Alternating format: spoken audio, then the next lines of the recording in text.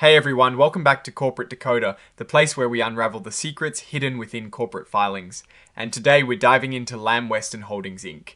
We've got some fascinating executive shuffles and compensation packages that are definitely worth a closer look. So, what is the big news? Lamb Weston Holdings Inc. has just dropped a Form 8, which is basically a report for big events that shareholders need to know about right away. And this one is packed with interesting details about who is running the show and how they're being rewarded. First off, they've appointed a new executive chair, Jan LIBC Raps. Now, this guy has a serious background, having led Anheuser-Busch InBev operations in the Asia-Pacific region for years. Before that, he was CEO of Budweiser Brewing Company, APAC Limited. It sounds like they're bringing in some heavy hitters with international experience to steer the company forward. Now, let's get to the good stuff, the compensation. The compensation committee of the board has approved some pretty comprehensive packages for Mr. Craps. He is looking at a target long-term incentive opportunity valued at around $3.15 million, mostly in the form of restricted stock units, or RSUs, that will vest in 3 years.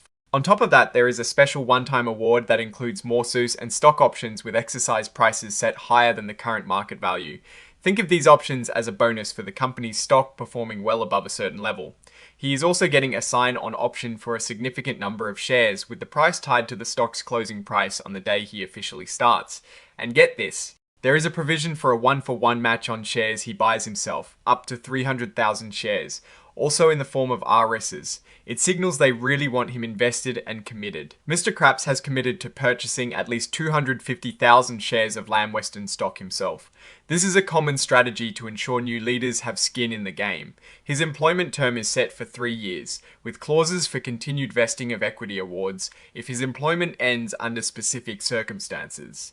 Like being terminated without cause, this provides a safety net while still emphasizing performance and commitment. But the big changes don't stop there. They've also announced a new Chief Financial Officer, James D. Gray, who will officially take over on the 2nd of April, 2026, succeeding Bernadette M. Madarieta.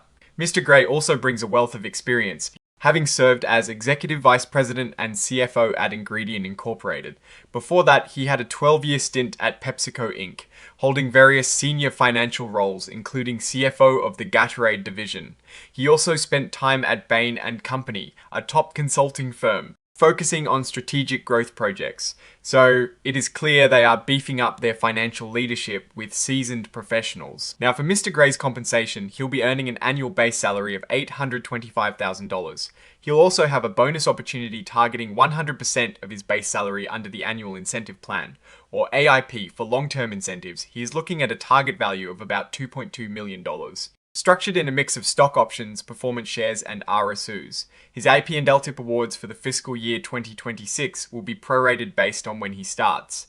He's also getting a $100,000 cash sign on bonus and $1.6 million in RS that vest over 2 years. Similar to Mr. Craps, he'll get $1 for. Dollar match on company stock purchases up to $1 million in the form of RSs that vest over 3 years. Mr. Gray is also committed to buying at least $500,000 worth of Lamb Weston stock. This really shows the company's strategy to align executive compensation with stock performance and long-term growth. Beyond these top appointments, the Compensation Committee also approved supplemental incentive awards for other executive officers, including the named executive officers, or NEOs. These awards, which include RACE and stock options, are designed to motivate management and align them with the company's strategic goals, especially their Focus to Win plan. The awards are set to be effective around the 6th of February, with Mr. Gray starting after he comes on board. This table here gives us a clearer picture of who got what in these supplemental awards. For instance, Michael J. Smith, the president and CEO, is receiving a significant amount of RSUs and shares under stock options, with various exercise prices. James D. Gray, the incoming CFO, also receives a notable grant of RSUs and stock options. Mark J.P.H. Schroeder, President of International, Sylvia J. Wilkes, Chief Supply Chain Officer, and Eric J. Spytek, General Counsel and Chief Compliance Officer, are also on this list. The breakdown shows a consistent approach for most executives, with RES vesting over 3 years and stock options with staggered higher exercise prices. This suggests a company-wide effort to incentivize key leadership. To facilitate these new hires and incentivize talent, the Compensation Committee adopted the Lamb Weston Holdings Inc. 2026 Inducement Street OC Plan. Under this plan, they've set aside 2 million shares of common stock specifically for individuals who are new to the company or returning after a break. This is a standard practice to attract talent. Especially for key roles, the equity awards for Messrs. Crapps and Gray, with some exceptions, will be granted under this new plan. Now, looking at the bigger picture, these moves signal a strategic push for Lamb Weston, bringing in seasoned leaders like Mr. Crapps and Mr. Gray, with their extensive experience in large, complex organizations, suggest a focus on strengthening management, driving international growth, and enhancing financial discipline, the compensation packages.